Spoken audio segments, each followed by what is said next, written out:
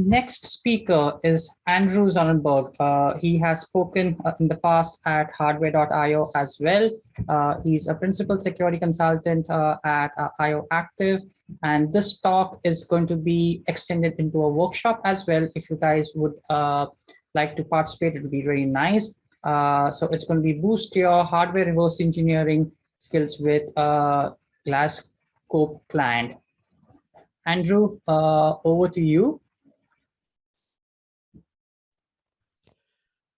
Hello, let me just get the screen share up. Give me 1 second.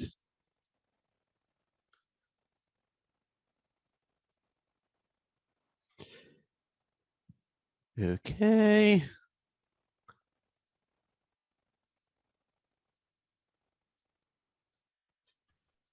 Yeah, screen is visible. All right. Yeah, it just took me a second to get the right monitor selected. All right. So yes, I'm Andrew Zonenberg, and I'm going to be talking about glscopeclient. So as Andrik mentioned, this talk has been extended into kind of a mini workshop. So roughly we're looking at about half an hour of slides with more introductory background material about how the software is built, how it's used, and so on.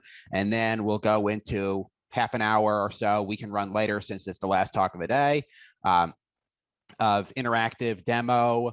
I have 2 live demos on actual hardware in my lab that I'll do quickly first, and then we'll switch to a bunch of pre-recorded data that is in the GitHub repo that I linked in the chat earlier. So if you want to play around with analyzing some of the same data as I'm going through it, then you can follow along.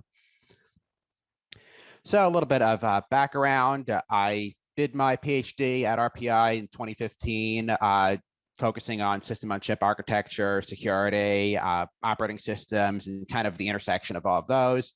Went to IOActive since then. I've been doing primarily pen testing, but a fair bit of research on the side as well.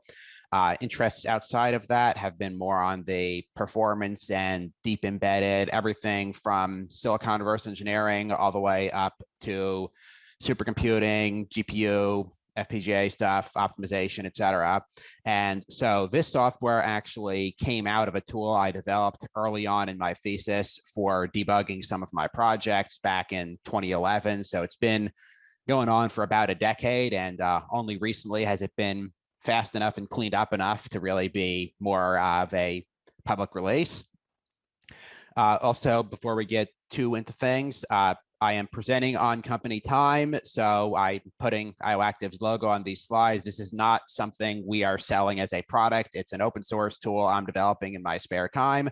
I do, however, use it at work. I've actually written a couple of protocol decodes for use on client engagements when I came across a protocol that we didn't have tooling for.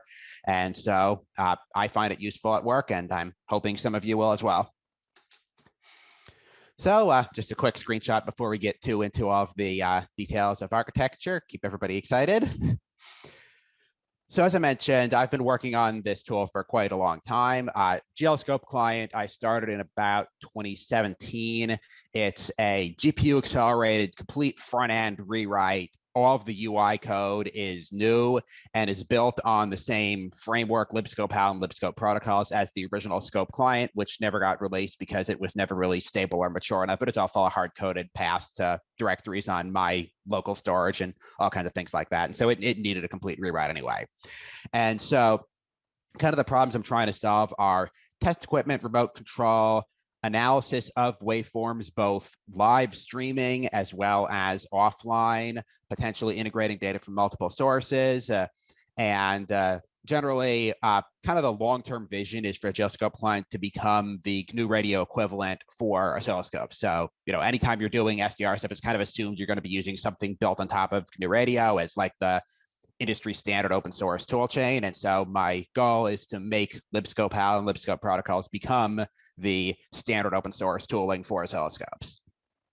And so to support that goal, it is permissively licensed, 3-clause BSD, specifically because I want to encourage vendors to integrate in both directions. I would like vendors to be able to contribute drivers for their instruments. I would like to potentially even have vendors start using libscope.how based tools officially as part of their official SDKs and official user interfaces and so on. So as far as timeline goes, there has not yet been an official release. We are pretty close to that. There's a bit more work on documentation to do and just general polish, fixing random crashes and things that aren't quite as intuitive in the UI as we would like. So I'm aiming for that in the next month or two. It's pretty close. Then version 0.2 is going to be end of this year into sometime early next year. Our focus on that is going to kind of be taking all of the half-baked things and finishing them. So for example, we have a bunch of instrument drivers that don't support all the trigger options the scope has, or don't support digital channels, or don't support the waveform generator, a bunch of things that are ancillary functions that are nice to have, but not critical to actually use the instrument for basic waveform capture. And so a lot of these driver completion things are going to be pushed to version 0.2. We've also got a bunch of things where, for example, we've got a protocol decode that may not implement all of the particular corners of some protocol, or maybe just doesn't do great verification. It doesn't do a good job of detecting protocol violations when some data is not quite well formed and so on. And sometime in that range, maybe into sometime later, I would also like to add macOS support. That is not available right now for reasons that I'll get into in a bit. So as far as target platforms, kind of the first tier platform is Linux, just because that's what most of our developers are on. I'm personally on Debian. We've got a bunch of people on Arch, Fedora, etc. We have work in progress packaging for a couple of distros already, and we're working on getting more. I know at least the Debian packages are in the process of being upstreamed, and the others probably, certainly it is our goal to get those upstreamed in the future. We already have builds in the MinGW repositories. We have alpha releases of both portable binaries and MSI installers on Windows. As far as target platforms, right now it's only 64-bit x86. There's a lot of hand-tuned AVX optimizations and so on in the code at the moment. So in order to get it to run on other platforms, I mean, they do have detections for runtime dispatch, so we only use them on supported CPUs, but at compile time, we're going to need to do just a little bit of if-defs and so on in order to make it work on other platforms. So that's still in progress. ARM64 is going to be the next platform. We would like to get it to run on, for example, Apple M1 and so on in the future. So definitely ARM64 is coming. It's not available yet. As I mentioned, it does not currently run on Mac OS. The main reason for that is because Apple decided that they don't like OpenGL, even though it's supposed to be the industry standard cross-platform graphics API. And so Apple's OpenGL drivers are stuck on, I think, version 4.1, and we need 4.3 in order to get compute shaders. And so basically the entire renderer, which thankfully is not that much code, but it is going to have to be rewritten and ported to something OS X compatible in order to actually run on Mac. So we've got a couple of people with especially recent Apple Silicon hardware that are very interested and working on it, but nothing usable yet. And also, I know I saw in the chat earlier, at least one person was asking about a pre-built VM. As of now, we don't have that. The reason being that, again, OpenGL 4.3 is required, and I have not seen any virtualized GPUs that provide compute shaders in the emulated graphics card. If you do have an actual physical GPU allocated to the VM via PCI pass-through, SRIOV, or so on, I believe that'll work. Nobody's ever tried it, but I have no reason to believe that will not work. But certainly any of the conventional, VMware virtual SVGA and so on are not going to work. So next, let's get into a little bit about the architecture of how libscope and glscopeclient are built. So glscopeclient is the front-end user interface. The focus is on rendering and dialog boxes and basically just a nice graphical wrapper around the underlying C++ API. Then libscope is the instrument driver layer that is in charge of taking all of the different proprietary USB protocols and SDKs and Skippy commands and so on, and bridging that all out to a single unified C++ API. So in glscopeclient or libscope protocols code, you can just have a pointer to an oscilloscope object. You can call arm trigger or acquire data, and you don't care what the actual thing's done to the scope to do that arm. Then libscope protocols is specifically the protocol decodes, math functions, DSP, all the things that work on abstract waveforms and don't care where they came from. And then we do also support custom plugins loaded at runtime. Plugins can provide instrument drivers, they can provide transports, they can provide anything for the filter graph. There is not currently support for custom rendering plugins. I would like to build that into the architecture in the future. Additionally, it is also possible to write custom tooling in C++ or a language with C++ bindings so that you can call into the libraries directly. So you can write headless scripted test code that configures triggers on an instrument, acquires a waveform, does a protocol decode on it, and does, say, a pass-fail test, or does, for example, power analysis using a decoded UART as a trigger in order to determine when a particular power trace is of interest, and so on. One warning, if you decide to do this, until the version 1.0 release, which is still probably at least a year out, there is no ABI stability. And so anytime the library is updated, any custom tooling calling directly into libraries is going to need to recompile. We are trying for, but haven't made an official guarantee of API stability. So if you recompile the code, everything should work, but there is not binary compatibility between libscope power releases at the moment. So next up is just kind of a quick overview of the data flow. So we've got data coming in from one or more instruments. You can load data from files. You can create waveforms synthetically, so synthesize a tone or a pseudorandom bit sequence, etc. Then feed that into the filter graph, which I'll talk about a little bit more later on. And then finally, the output of that is rendered. And so the filter graph is a pretty common DSP multimedia architecture. If you've done anything with video processing or new radio or things like that, you're probably familiar with filter graphs. And so libscope HAL's filter graph architecture is no different.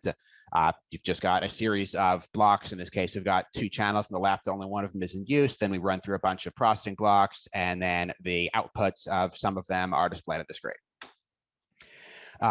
The filter graph is using a custom thread scheduler. So we actually it's a directed acyclic graph of filter blocks.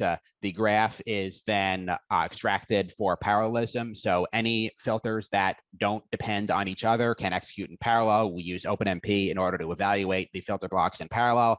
And then the output of that is then sent to the UI thread for display.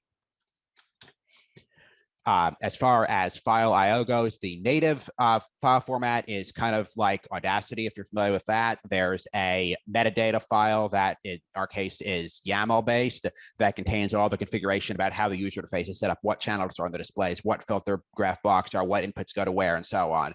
And then there's a data directory that contains all of the raw waveform samples.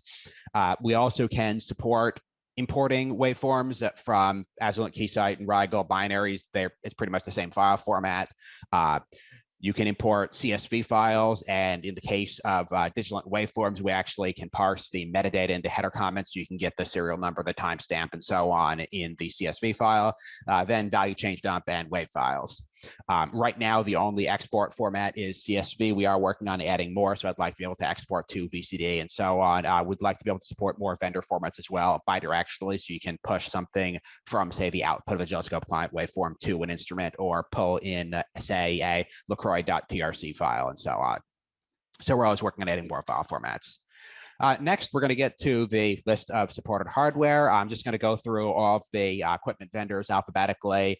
I am going to gloss over this pretty quickly. The slides are going to be posted afterwards, so I'm not going to go into great detail on each instrument family. Digilent sent me free hardware. It's sitting on my lab bench, and I've been too busy getting ready for this talk and fixing other bugs in order to actually write a driver for it. So the hardware is here. It's scheduled for support, but not implemented quite yet. Keysight and Azulent, we've got pretty good support for a bunch of their lower end entry-level models. I am still trying to get my hands on some of the higher end current gen Keysight stuff, UXR, maybe something a little bit less nice than that. So I'm working on getting a demo scope, and as soon as I get one, we will have better driver support. It may work on the newer stuff now. It's just never been tested because none of our developers have gotten our hands on any. Pico is one of our better supported platforms at the moment for the higher end. The 6000E series is fairly complete. We still have to support some of the more advanced triggers, function generator, and so on. I'm actually going to be showing some stuff on the 6000 series at the end of the talk. We are working on adding support for their other families. We've got some of them partially merged, some still work in progress. So we're a ways out from having support for Pico's entire product line, but again, it's definitely coming. And Pico has been very supportive of the project. They've contributed hardware to the project and generally have been very helpful. Rigel have got support for a couple of the lower end models than the MSO 5000. Again, just a matter of getting our hands on more hardware to add driver support. Roden Schwartz, we have one contributor working on an RTM 3000 driver. I don't know what other platforms it may run on as well. Siglent has also been very helpful. They've sent some additional tooling and hardware to some of our developers. We've got pretty good support for the 2000 series. The 5000 series is supposed to be pretty much the same, and we've done a little bit of testing. It seems to work okay, but still need to put more time into that. And again, we don't have quite coverage of the entire product line, but we're working on it. LaCroix is actually probably our tier 1 platform right now as far as best support, because that's most of what I have in my lab. And so it's kind of my daily driver for development. Pretty much anything MAUI based, so anything using the modern user interface is going to be protocol compatible. They're all going to use the exact same commands. And so if it works on one of them, it'll work on all of them. The one exception is some of the ARM-based systems. So the Wavesurfer 3000, Wavesurfer 4000 HD, Wavesurfer 3000Z, and so on, do have a few limitations. Certain things that are supported on the higher end ones are not supported on those. So they're a little bit quirky. It mostly works, but every once in a while you run into something that's a little bit funny. And so I do have a 3000 series scope that I'm working on adding better support for, but I've been mostly working on the higher end stuff. And as you can see, we pretty much have coverage of the entire product line all the way back to the DDA 5000 series we've done testing on. And I believe that's from the Windows XP or 2000 era. And so pretty much any Windows-based LaCroix scope is going to work with glscopeclient. And they're actually among, when we get to the performance section, you'll see they're among the faster drivers at the moment too. Again, it's a combination of our drivers and instrument performance that really affects how much waveform throughput you can get in glscopeclient. Then Tektronix, we have very good coverage of the MSO6. The 4 and 5 are supposed to be the same command set, so in theory it should work. Nobody's ever gotten their hands on one to test, so if anybody has an MSO 4 or 5 and wants to try, we would love feedback. As far as other tech products, again, I don't know what's using the same command set and what isn't. These are the ones we've tested. The performance of the MSO, I was just a little bit disappointed with. It was significantly slower than some of the other higher end scope vendors. I'm actually going back and forth with some of the applications engineers at Tektronix. They've said that they're looking at making some improvements in future firmware. Rigel as well is apparently interested in making some firmware improvements to increase throughput. And so none of that has been released yet, but vendors are definitely interested and working on getting faster firmware out. So excited to see where that's going. So next, we're going to talk about performance in a little bit more detail. So the first limiting factor, and especially on lower end hardware, is generally the one that's going to be your biggest bottleneck, is CPU performance, FPGA performance, and connection between the CPU and FPGA on the scope. Unfortunately, there's not really much you as a user or glscopeclient developer can do about that. So you pretty much have to live with what the hardware has. Although, again, we are working on pushing vendors to try and do more optimization to their firmware to improve throughput. Then there's the bottleneck of interface. So anything with only 100 meg Ethernet or USB 2 out, it is got to be slow. There again, there's only so much data you can cram through a pipe that size. Higher end hardware, like for example, most of the LaCroix, Tektronix, and so on stuff is going to have at least gigabit Ethernet. And then the best performance is going to come from things that have multi-gigabit IO interfaces. So for example, the higher end Pico products have USB 3 on them. I've pushed upwards of 2 gigabits a second of actual waveform throughput through those. I'm working on some open source designs of my own that are going to have 10 gig Ethernet on them. Certainly any kind of a PCIe acquisition card, again, is going to have really good performance as far as throughputs goes. This also kind of ties into optimization on the glscopeclient driver side. So optimizing for less round trips, sending less commands. Don't send state changes if the instrument's already in the state that you want it to be. General software optimization techniques. Certain instruments are more amenable to pipelining than others. The Tech MSO6 in particular really does not like when you send it a command before the previous command is finished. It'll either abort or hang or drop the previous command. We've had that issue with Siglent firmware as well. Both vendors are aware of the issue and are addressing it. And so hopefully in the future, we'll start seeing some firmware that's more compatible with pipelining, because pipelining was one of the biggest optimizations I did in the LaCroix driver, and it greatly improved performance, being able to queue up a bunch of commands and not have to wait for a reply from the instrument saying, oh, I'm done, you can send me another command, and then add another, potentially several milliseconds of round trip time before you can send the next command. Another issue to consider is scaling. So if you go from a shallow waveform to a deep waveform, how does performance change? A lot of the lower end hardware, there's a really large O1 term. And again, this is, I think, at least partially firmware limited, and I am hopeful that in the future, firmware improvements at the vendor side are going to improve this. So for example, the Rigel MSO 5000 series, we have been unable to get more than 1 waveform per second of throughput through it, no matter what we do. But if you turn up the memory depth, it doesn't really slow down that much. On the other hand, with higher end scopes, generally the ON term is going to be the bigger factor. So for example, in the case of LaCroix WaveRunner 8000 series, you can see we go from 40 waveforms a second to 3 waveforms a second as you go from 80K to 8 million points. And so here's just a quick table showing examples of the kind of performance you'll get with anything from, say, a more entry-level scope like a Rigel MSO 5000, all the way up to some higher-end stuff like LaCroix HDOs, Picoscope 6000. This is an older Agilent or Keysight stuff, but they're still, a bit more on the high end than something from, say, Rigel.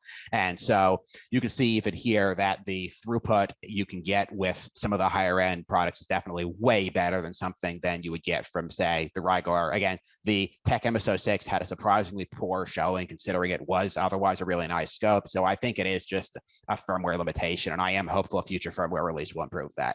But you can see that, for example, the Agilent MSO6 actually gives you quite nice throughput in terms of waveforms per second at shallow memory. And again, it can't keep up quite as well when you increase the memory depth, but 30 waveforms per second, that's 30 FPS. That's a nice interactive frame rate. And so here's a comparison looking with deep memory. And so I'll bounce back and forth between these slides a little bit so you can see. So for example, again, the Agilent MSO6, you can see we go from 30 waveforms at 1K points, at 1 million points, we're down to 1 frame per second. But, we're still getting okay throughput, one frame per second at 1 million points, it's okay, it's not great. Meanwhile, say the LaCroix HDO at 1 million points with 4 channels will give you almost 6 waveforms per second. So that's 300 megabits a second. And that's with 16-bit resolution because it is an HD scope. Well, okay, it's 10-bit, but they're padded out to 16 over the wire. So that's kind of your network performance limit. Then the WaveRunner 8000 down at the bottom is an 8-bit scope. So in our case here, if we only have 2 channels at 800K points, you're still getting 16 frames per second. So again, pretty respectable throughput. And then Pico comes in and blows everybody away with almost 2 gigabits a second of throughput, doing 30 frames per second with 1 million points and 4 channels. So if you want fast update rates, nothing else I've seen can compare to the Pico scopes. I am really hopeful that other vendors are going to start putting 10 gig Ethernet and similar high bandwidth interfaces on their scopes. And so, maybe 2 or 3 generations down the road, we'll start seeing stuff from Keysight and LaCroix and Tech that has 10 gig Ethernet on it. And at that point, maybe they'll be competitive. But right now, for especially deep captures, if you're trying to do a lot of waveforms for power analysis or something like that, nothing can compare to the Pico scopes. Other performance considerations, when you're actually rendering stuff, you are GPU performance limited. So if you scroll out and you're looking at a lot of samples on screen, you're going to be slower. If you zoom in and you're only looking at a few samples, it's going to be faster. Just as a rough reference, with my 2080 Ti on my workstation at home, a single 128 million point waveform takes about 50 milliseconds. So you're looking at 10, 20 FPS for scrolling around one waveform. And that's for just rendering. Obviously, when you start doing DSP processing and so on deep waveforms, that starts to add up as well. So that actually brings me to the next topic, which is filter graph complexity. So if you have, for example, a lot of different filters being applied to one channel, it's going to be pretty fast because they can each run on different cores in both a thread. If you've got a nice long linear chain where you do, say, an equalization operation and then a de-embed, and then you do a clock recovery on that, and then you do a protocol decode using the recovered clock, each one of those blocks can't run until the previous one is finished. And so in that case, you're going to have a more serial bottleneck, and it does become a little more difficult to get high throughput. And then certainly you've got limitations based on CPU instruction set supports, any more number crunching heavy stuff like FFTs, FIR filters, De-embeds, and so on are pretty numerically intensive. And so the more of those you use, the slower you're going to be.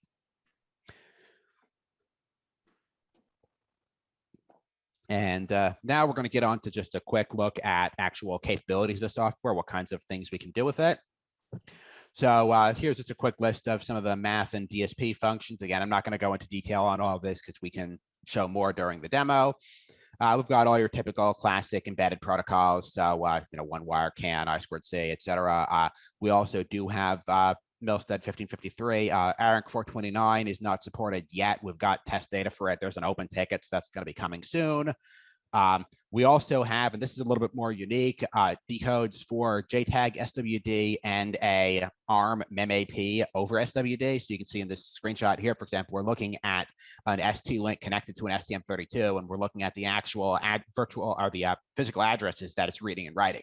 And so where this comes in really handy is if you've got some kind of proprietary debug dongle and you want to understand the memory map of a target device, or you want to understand, what registers to say, for example, maybe it's not an ARM device, maybe it's some weird proprietary custom CPU or something like that. You want to really understand how the vendor debug tools work in order to maybe see if you can bypass code protection or something like that.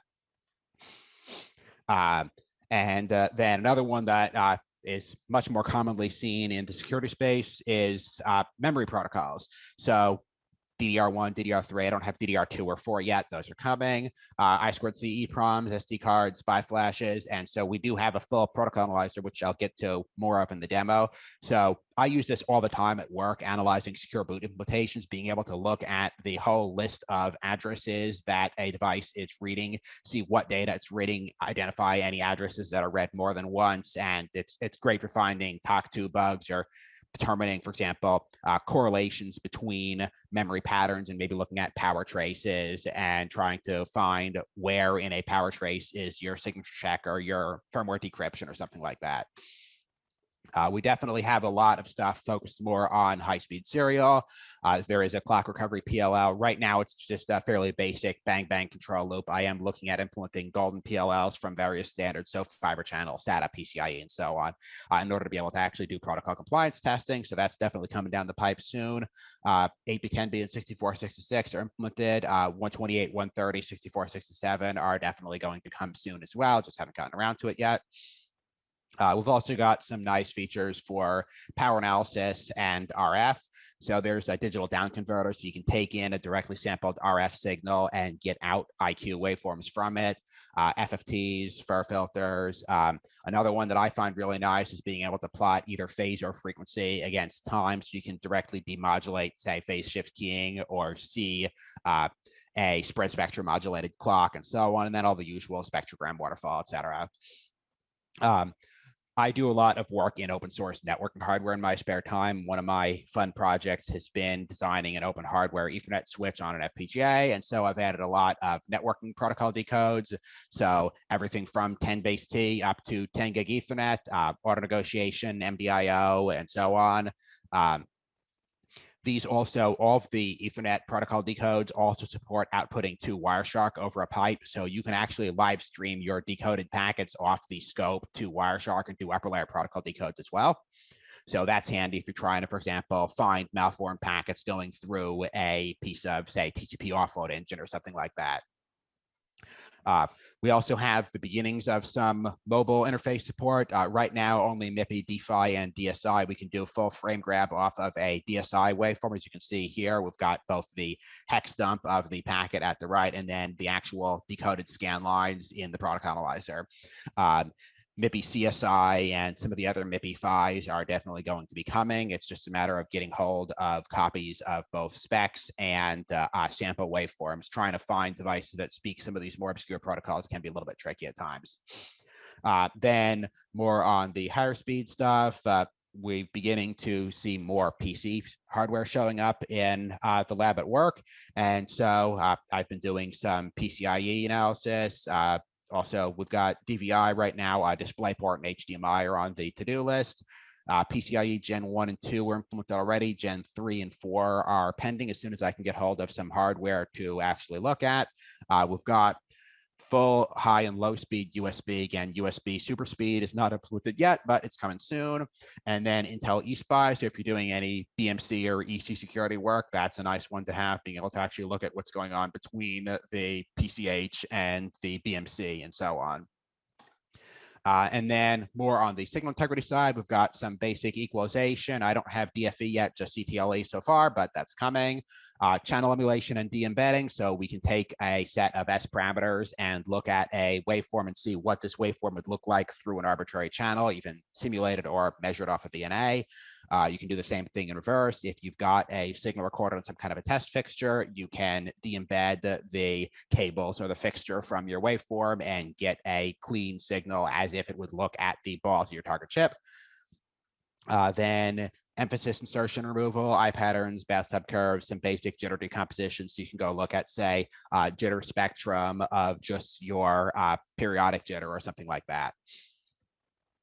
We also have some signal generation features. I use these for channel design work a lot. So you can generate a PRBS. You can then convert that PRBS to NRZ or PAM4. You can then apply channel emulation or inserting noise into that, and then get a nice view of what a data stream would look like through a channel from, again, say you're running an EM simulator on board layout and you want to see what an eye pattern through that is going to look like at, say, 10 gigs NRZ or 56 gigs PAM4 and so on. Now, let's just look at a few other features before we get on to demo. The protocol analyzer I did touch on briefly. So it's more of a tabular display of packets rather than the time domain timeline view. It is synchronized with the timeline bidirectionally. So if you click on a packet, it will then jump the timeline to that spot and show you where the beginning of that packet is in the time domain view. You can do the same thing in reverse. If you drag a cursor around in the time domain view, it'll highlight a row in the protocol analyzer. You can also do filtering, again, kind of like how Wireshark does it. So you can search for any SD commands that are just command 16 or anything with an LBA starting with 314 or something like that. Another feature that is particularly unique is the ability to synchronize multiple instruments. And we might see some of this during the demo. I don't have anything set up live, but I've got some recorded data that use this. So you can take arbitrarily many instruments with a common time base and just cable a common reference clock to them, cable a common trigger to them, and combine them and have them behave like one instrument. And the calibration to correct for trigger skew is super simple. It's basically just touching a probe from the primary instrument at each secondary one at a time to a common reference point. It'll do a cross correlation and determine what the delay of your trigger cable is and calibrate that out. And there's actually, you just look up my name on YouTube. There's a demo about maybe 6 months ago of a TEC MSO6 and a LaCroix Waverunner 8000 series looking at a gigabit Ethernet signal. And towards the end, I actually put one leg of a differential pair into the TEC and one leg into the LaCroix, sampling at different rates. The LaCroix is at 40 gig and the TEC was at 25 gig. And I resample them, subtract them, do protocol decode and an eye pattern with one leg of the differential pair into each scope. So you can get surprisingly good synchronization, surprisingly low jitter. I mean, I wouldn't use it for protocol compliance testing, but certainly for decoding and analysis, it's more than good enough for most purposes. And so you can do this with pretty much any supported scopes. They do not have to be the same.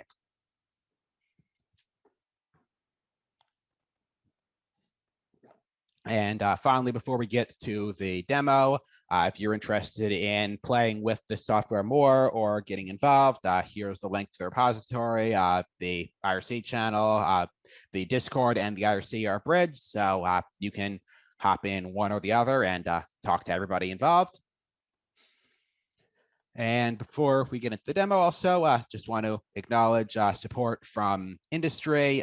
We've received development scopes, technical support, et cetera, from Pico, Digilent, and Siglent. They've been very helpful. We've had some dealings with Rigel and TEC as well. They haven't actually contributed any hardware yet. And so again, if you're involved with an instrument vendor, we welcome hardware, we welcome code contributions, and we would love to work with instrument vendors more closely in order to make a better tool for everyone. And thanks to all of the contributors to the project. At this point, I think we just last week, I think we broke 30 people had contributed code. So thanks to all of you for helping make the project get to where it is now. And before we get into the demo, I will take questions. So Andrew, I will read it out for you. Do you have plans to create or integrate with open hardware oscilloscopes in the future? Yes, I do. I've got several different open hardware platforms under development.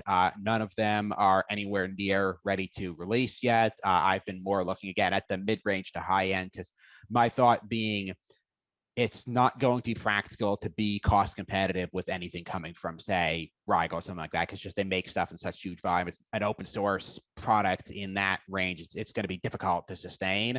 So I've been looking more at the mid-range to high end, so starting at, say, 500 megahertz bandwidth and then going up to a couple of gigahertz. So yeah, I've got designs in progress. I've actually got a full prototype of a 500 megahertz analog front end sitting on a board in my lab now. And I kind of put that on hold because the state of the art in open source probing was awful. And then I spent a good chunk of last year working on a open source 6 gigahertz passive probe. And now I'm working on an open source 6 gigahertz active differential probe. And so once you get some of that down, then I'll probably be moving back to the scope hardware side of things. But yeah, that's certainly open hardware scopes are definitely coming down the pipeline eventually. I'm also trying to work with vendors to be a bit more open source friendly on the tooling side. Again, especially Pico has been very friendly to the project, and I'm hoping I can get this to kind of become a more broader industry trend of instrument vendors being more friendly to open source tooling for their scopes and potentially even running open source code on the scope itself. Any other questions? I don't see any more questions, but I see comments that from Peter and Trevor that they both prefer Picoscope. So yeah, thank you guys. If there are any questions from the audience, please send them across via the chat. We will answer them sometime in the future. But I think now, Andrew, you could continue with the demo. And okay, perfect. All right, so just before we actually get into it, here's just a quick photo of the lab setup we've got. So it's a Raspberry Pi, I believe the latest generation with PCIe. And so we've got one probe over here, which you can't really see in this view, is on the PCIe clock line. And then we've got a differential probe across one of the PCIe data lines.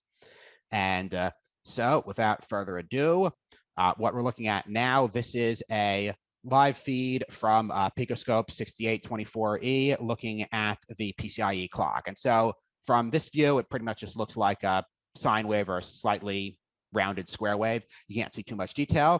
And zooming out a bit, you can see we've got a fair bit of data. Right now it's 200 microseconds. We're still getting 15 waveforms per second. So again, the streaming performance of the Picoscope is way better than anything else that I've used. So if we want to see a little bit more detail, we can go take a look at an FFT, and nothing really too exciting. We can see we've got our 100 megahertz fundamental. We've got all of the harmonics, and then we got an interleaving spur at 1.25 gigahertz, and there's probably one at 2.5 as well. Yep, there's a little bit of a spur at 2.5 gig as well, again, because we're looking at interleave 1.25 gig A to Ds. Now, if we jump back to, and apparently I did tempt the demo gods a little too much. It decided to seg fault on me, so be right back.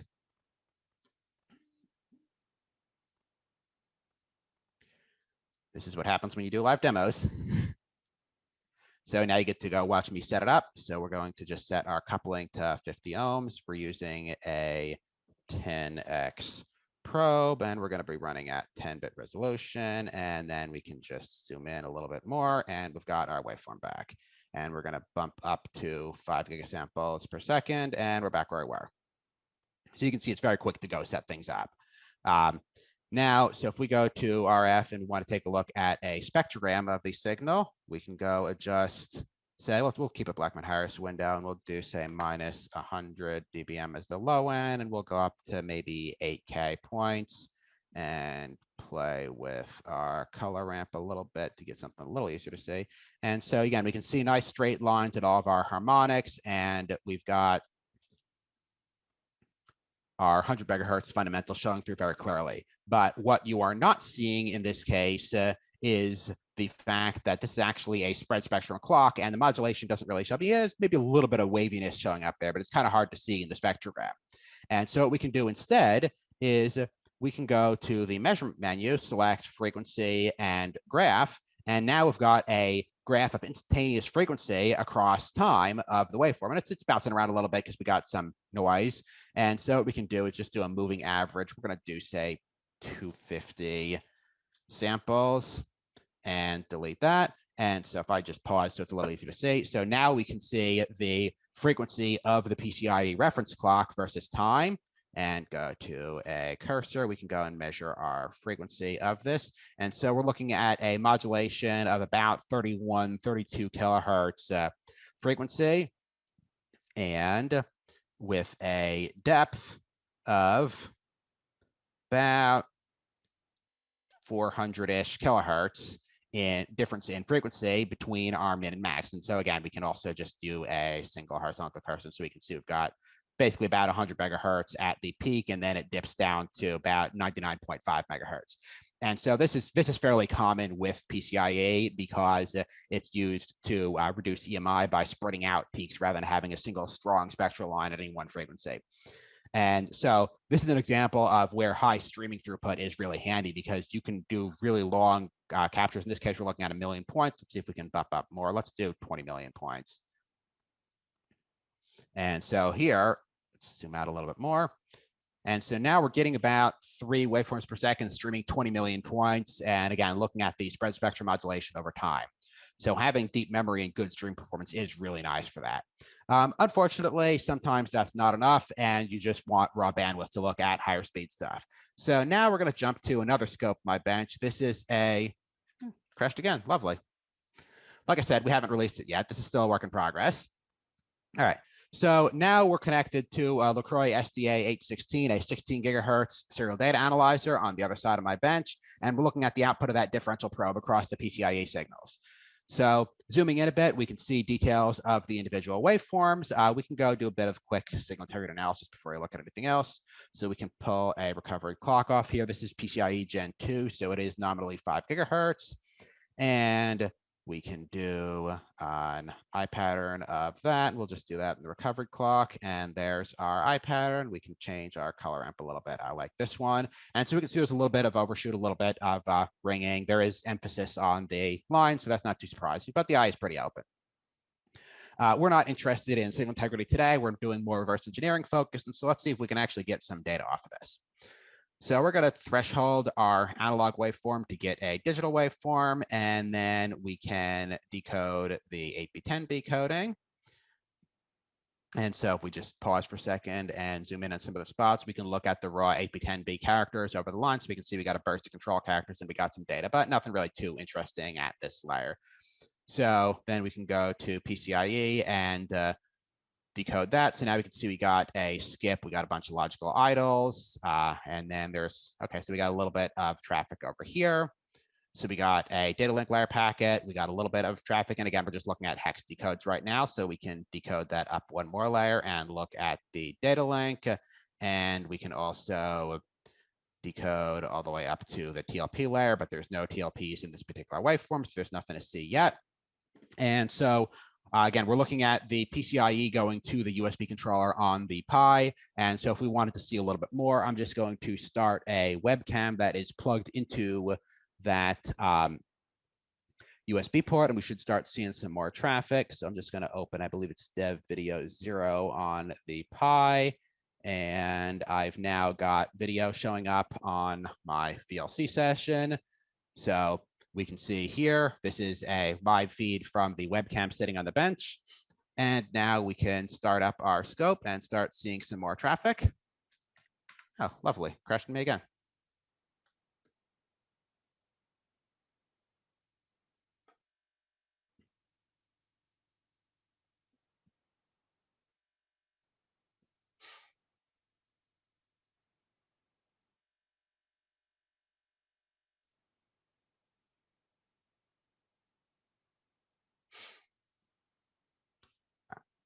So we got that, and we're just going to pull up our data link layer. We got a lot more traffic now. I'm just going to pause so it stops flashing so much. And we can go to, oops.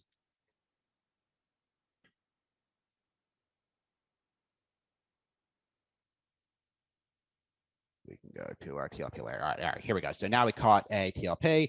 So we can zoom out a little bit and just use the product analyzer to navigate. So if we want to see a memwrite TLP, we can zoom in all the way here. We've got our sequence number, memwrite, traffic class 0, no flags, length of 4, coming from device 0 because it's the only other thing on the PCIe. There's no bridging on the Pcie. We've got our list of bytes, our virtual address, and then the 4 bytes actually being written. And then we can go back to the data link layer and we can see mostly flow control packets. We've got, there's a TLP in here. Okay, so we got another TLP here and same thing.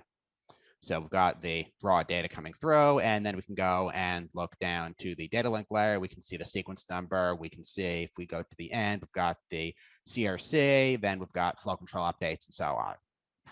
So it's not going to replace a full PCIe product analyzer, but if you got a fast scope and you want to look at the capture, it is nice to be able to do this level of decoding.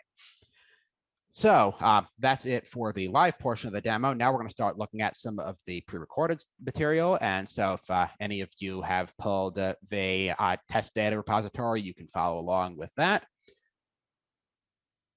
Does anybody have a request for a specific protocol they want to see from the test data repo? I was thinking we could start with either SD card or SPI flash.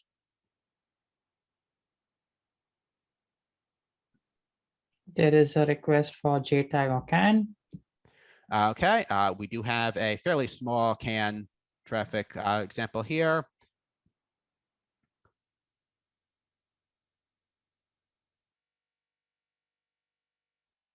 So this was taken on the HDO9204. You can see we've got a couple of fairly small frames with just 1 byte of data in them, it looks, or actually not even. So these are just empty frames, it looks. And then here we got a nice extended frame with an ID, and we got 3 bytes of data. So ECFEOO. Again, not too much to look at. Unfortunately, most of the CAN waveforms I have with actually interesting data are from client hardware and I can't show. And so this is one of the few that with just some blank test data. I don't actually think I have a JTAG demo waveform handy. I do have an SWD one.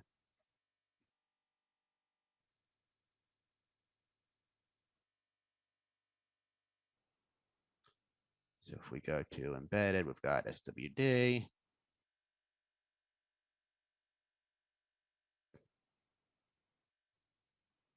And so what we're looking at now, this is just kind of the ongoing idle of an ST-Link looking at an STM32. And I think it's polling to see whether the CPU is halted, if I remember correctly. And so we can scroll in all the way here and we can see actual access to specific SWD registers with the individual bus turnarounds and so on. And then zooming out, looking at the next layer, we've got accesses to the MEMAP. And then in the protocol analyzer, we've got more of, again, kind of a high level overview of what's going on. And so if we wanted to filter this, we could search for, say,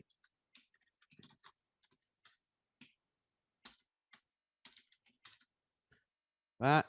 And okay, I might have mistyped something. Let's, oh, I missed a 0. Okay, so our address was E000-208. And so now we filtered out just access to there. And we can do the same thing for looking at, say, data beginning with 48. Now I've got our 1 packet where data starts with 48. So now I was going to jump to either SD card or SPI flash, unless anybody has requests for anything else. Andrew, there are 2 questions. Let me read them out for you. Yep. Can I integrate Cellular Logic Analyzer analog signal with glscopeclient? So Sele support is on the wish list. The big challenge with them compared to most other scopes is that they have basically a very minimal stub running on them and require a firmware load in order to do anything. And there is, at least for the USB 3 based ones, I don't think there is an open source firmware available for them yet. And so being able to use it is going to require that you have the Cellular software installed on your machine and specify a path to that software so that we can load the firmware from their side, since it's copyrighted by Cellular and we can't distribute it. So that's most likely going to be the most viable option for getting support. The other thing is for the older USB 2 based ones with the FX2 logic analyzer firmware from SIGROC should be usable. That's already an open ticket, just haven't gotten around to it yet. For the USB 3 SALIAs, again, assuming we are using the official firmware, we would need to reverse engineer their USB protocol because, to the best of my knowledge, it's not documented. And so, again, it would be great to have if somebody wants to go put the time into it. It's just a matter of limited resources, not enough developers, too many scopes to support. So definitely, if anybody wants to put in the time, would love it. Another question? Maybe Daniel can support you in future. I move to the next question, Andrew. Can you unwrap Manchester encoded ASK RF packets? There is not currently a raw Manchester decode. We have an implementation of Manchester in use for 10BASE-T.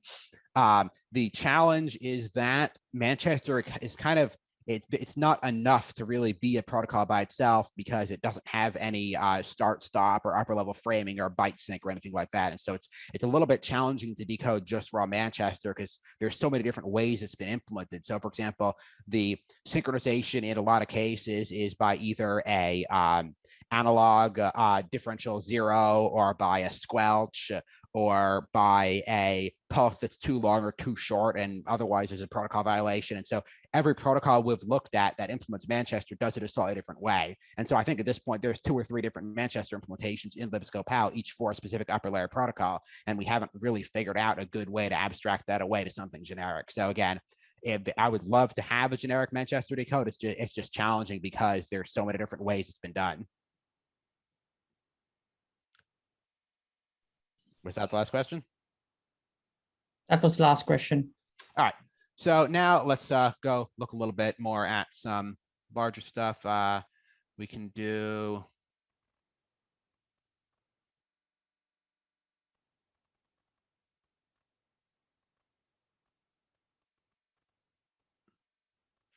Let's look at some SPI flash.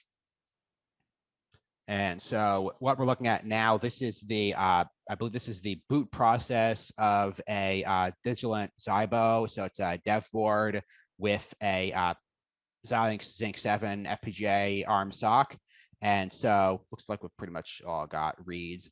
And so this is an example of where the flash protocol analyzer is really handy compared to just using a vanilla SPI decode, because it understands both SPI and quad SPI, and it can understand from context whether you're in X1 mode or X4 mode and then correctly decode things accordingly.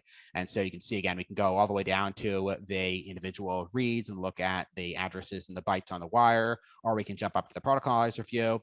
We can go find, say, the first large read where it starts reading bulk data. You can then switch to cursors and measure the delay from that read to this read and determine, say, maybe there's an area in there that's of interest for power analysis. I have some really nice data sets that unfortunately, again, I can't share because they're client related, in which I have a full trace of a SPI flash during secure boot of a embedded device, as well as a power trace from a power rail probe looking at activity on there. And it's just beautiful how you can see the SPI bus activity end, and then suddenly you start seeing a bunch of new spectral lines in the spectrogram showing up where the checksumming and hashing and then the AES decryption happens. And it's really nice to be able to go through and see all that time correlated. Again, unfortunately, I just wasn't able to come up with any shareable examples of that.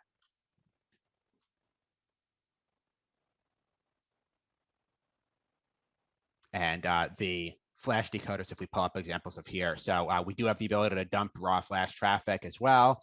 And you can select different types of flash. You can do 3-byte address, 4-byte address, or the Winbond W25N is actually NAND flash that uses a mostly compatible command set to conventional JetX SPI flash, but it's a little bit different.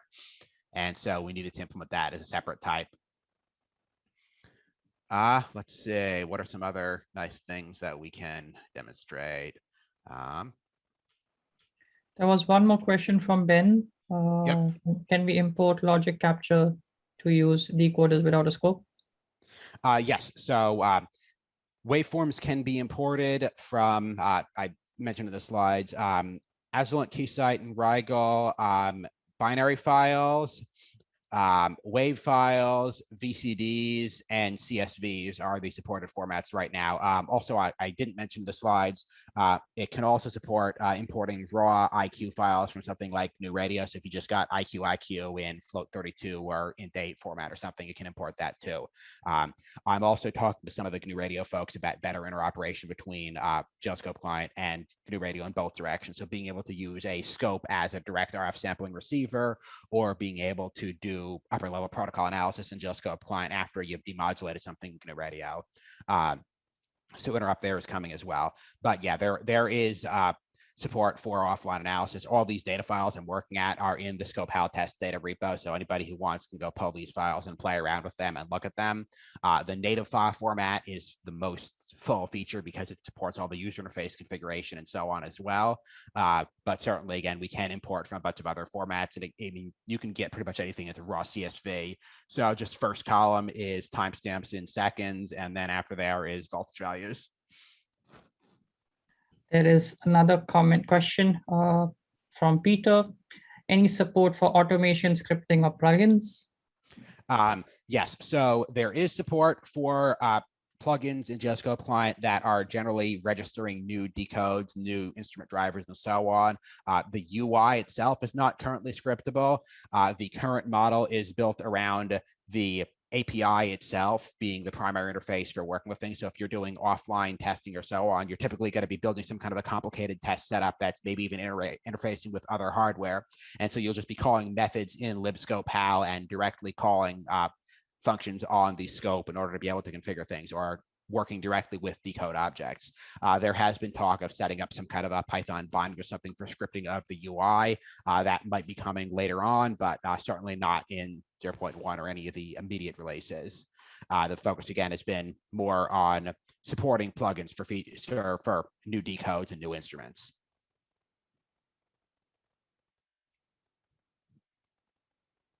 Any other questions before we continue? No, Peter just says thank you. Okay. All right, so now let's take a look. Here's some PCIe. So what we're looking at here, this is actually quite interesting. So this is a test waveform of a PCIe network card. And so we're looking at traffic flowing from the host PC to, this is an Intel 1 gigabit NIC.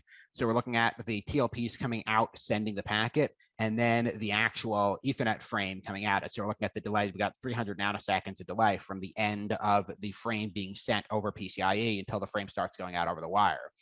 So we can zoom in here on the TLP, and we can start seeing some actual traffic.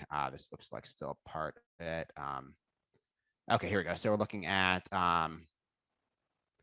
let's see, 4, 5. So do we actually have the IP header visible? Yeah, okay, here we go.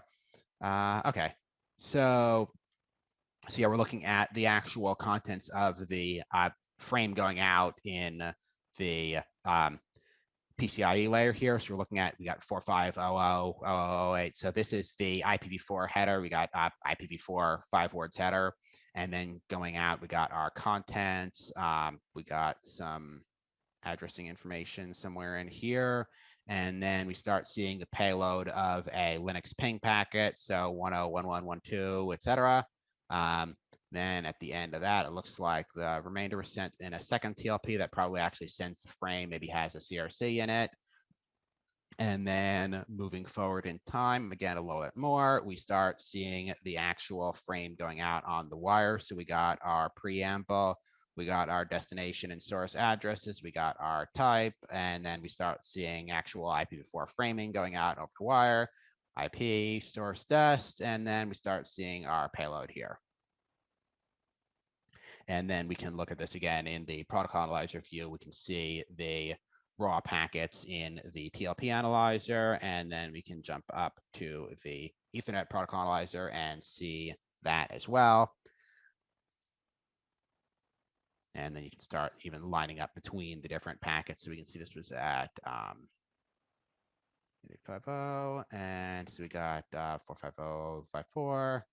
And then, okay, so there's our sequence number, I think maybe 39. Okay, so yep, we're looking at that one, I think. And so we can see the actual contents of the PCIe TLP are being spit out here. You can figure out where the headers are for the traffic that the network card is looking at.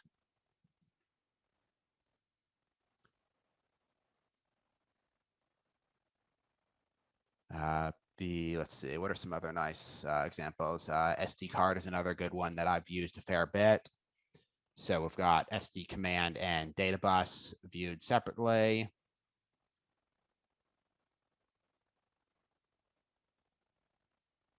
We can see on the command bus where it first starts initializing the card, there's a bunch of polling. So the protocol analyzer actually lets you collapse packets that are related. So in this case, for example, if we're polling for a bunch of stuff to happen, like here, you can see there's a whole bunch of polling where it starts checking, waiting for the card still says busy, and so it just keeps on polling. But all of this gets collapsed into a single transaction in the view. And so you can just skip over all of that. If you just want to know it sends opcon, then we do all send card ID. And so you can see it sends the card ID. There's no data going out. Then we've got the reply to the send card ID. So that's the serial number for the card that we're looking at right now.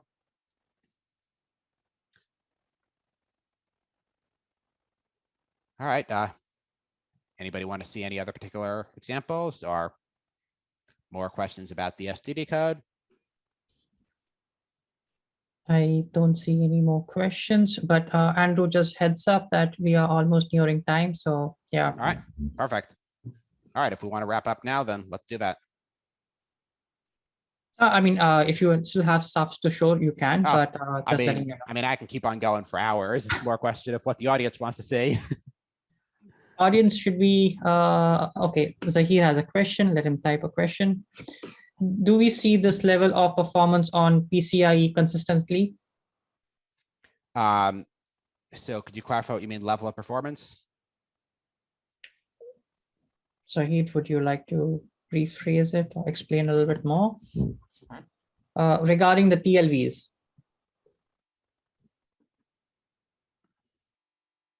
I'm still not quite clear what he's asking about. Okay, in terms of throughput, how fast it decodes them, or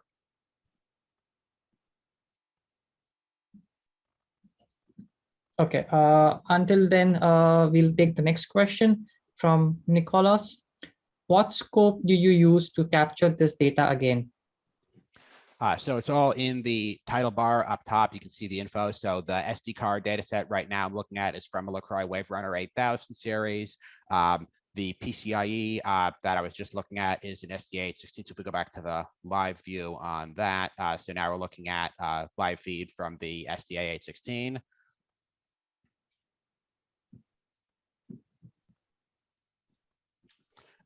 In my lab at home right now, I've got the SDA816. I've got a Waverunner 8000. Again? Say again? Oh, sorry, not for you.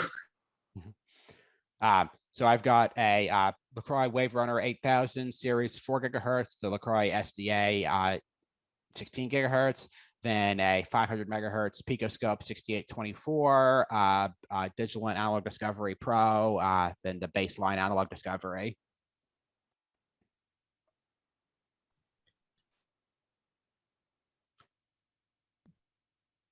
And so just as a quick demo while we're waiting for the last question, I'm just going to go pull up a channel emulation example here. So we can do an eye pattern of our PCIe right now and look at it there. And now we can go do a, the horizontal lines, by the way, that's caused by limited A to D resolution on the scope. So our image is taller than the number of unique voltage values. Applying pretty much any kind of filter to it usually rounds that off, and you'll see that in the next example.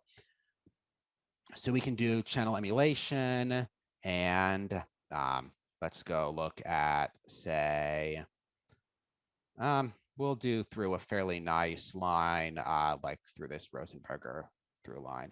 So just specified our S parameters. We're going to look at S21 of our signal through there. And we're going to recover another clock from that. We can do that and then pull up an eye pattern of there. And so here is the same signal through that emulated channel. And did I specify the wrong clock? Okay, yeah, sorry about that. So I recovered the clock before the channel emulation, so we got a phase shift. So if we just clear and do that, okay, that's aligned properly. And so we can see it looks pretty much almost the same through this channel, just a little bit weaker because of loss. But if we then pick a less nice channel, let's see what it would look like through.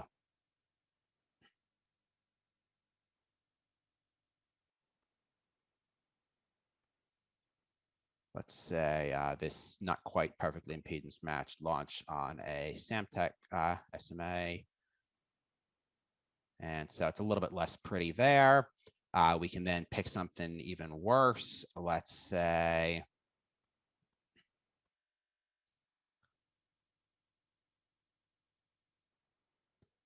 one of my open hardware probes that is only measured to 6 gigahertz. So we're going to have a brick wall cut off from the frequency response at 6 gigahertz. We're also going to see attenuation because this is a 10x probe. And so we can see through this probe, it's a lot more rounded off because our measurement is only going to 6 gigahertz. And I mean, that's a 3 dB bandwidth of the probe, but the VNA also stops at 6 gigahertz. And so we're not seeing a lot of the nuance in the signal here. And again, it's weakened by about a factor of 10 because we're looking at the signal through a 10x probe. All right, did we have another question before we wrap up? Yeah, there are a couple of questions, but I think I'll just take 2 more and then we'll skip the rest. So the question is from Andre. Have you a flex array decoder there with you? No, I do not currently have a flex array decode. It is on the to-do list. The limiting factor has been access to waveforms. I don't have any flex array signals I can write the decode with. So if anybody wants to comment on the ticket on GitHub with a recording of some FlexRay waveforms, that will definitely help. All right. I'm just reading out some of the questions, but I will not suggest you to take that one. A question would be, there was one if you could show an example on Bluetooth, but that could be for later. Zahi's question is, the previous question that you had is, do we see consistent throughout or PCIe? He went throughput. Oh, so I actually haven't used a scope that attaches over PCIe exactly. The LaCroix scopes use PCIe internally to connect the capture card to the internal PC. However, the interface from that to glscopeclient is via Ethernet, so that's the bottleneck. I believe some of the higher end LaCroix do have an option. I forget what it's called. That has a PCIe X1 link from the scope to the host PC. I don't currently have that interface. So yeah, right now the highest bandwidth interface I've used to any scope has been USB 3. All right. I take the last question. That's from Jan William. He's curious about your example of SPI and EM measurements in secure boot. Do you expect it to be full demo on a public implementation? It would be very useful to demonstrate the full power of the tool. I would like to make such a demo. It's just a matter of, again, time and availability of hardware. I don't currently have anything that does any kind of secure boot that isn't client related sitting around. So what I'd been thinking about doing this morning was just getting a normal, not secure boot implementation just from, say, one of the FPGA dev boards I have, and just noting the internal power activities as it boots. But yeah, it's not as interesting as something is actually doing full secure boot. I don't have anything handy that isn't NDA'd, so. All right, Andrew, I think we've had more than almost 10 questions for you today. So thank you so much for sharing your research and tool with us and helping grow the community and various tool vendors that you've been working to create it. Thank you so much again. All right, and again, if anyone is interested in playing with it more, the links are in the presentation. I will be tweeting a link to the slides shortly, and so if anybody wants to get involved in the project, definitely get in touch. All right, and Andrew is also there on the Discord server, so if you still have questions regarding the setup, you can talk to him. If you would like to contribute to his project, please feel free to reach out to him as well. It would be great help. All right. Thank you so much, Andrew.